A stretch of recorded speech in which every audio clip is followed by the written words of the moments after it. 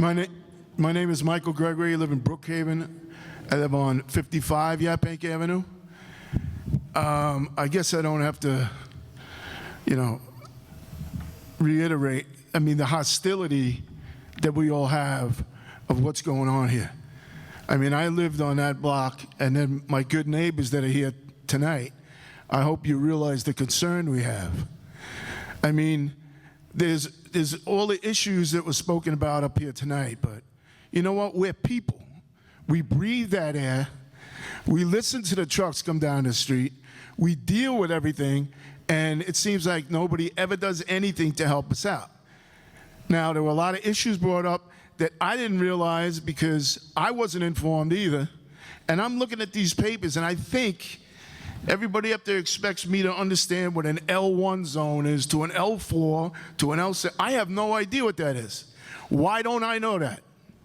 If this is happening right across the street from me, and the issues that are brought up here tonight, I don't even understand them.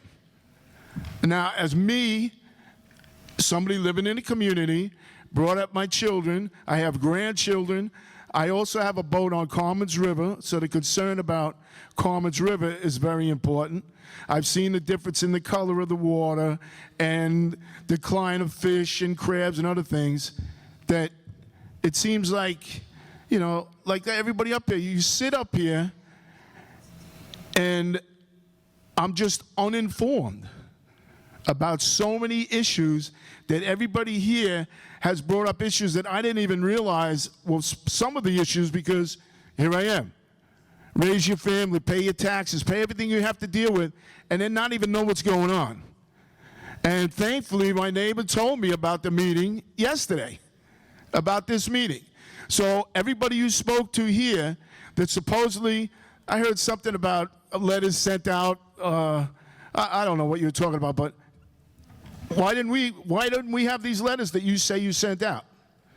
Yep. Did somebody just, throw them in the wind and hope we catch them? I just don't understand this. And the concern for me is so many of these issues are concerned about life. Like I said, we breathe in that air. I have the dump. I live on 55 Yaphank Avenue. Right across the street is where you're going to do whatever I hope you don't do.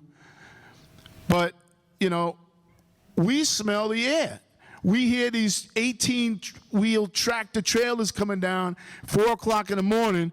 Like my other neighbor mentioned, you have to shut your window because of the noise, or you have to shut the window because of the smell. And Supervisor Remain, you shouldn't live near a dump. You got some nerve.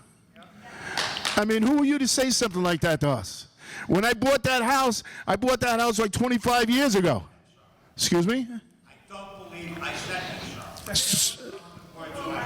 Okay, well, this is what I heard you said. Well, what I'm saying is, does it matter? Does it really matter? We're the ones living there.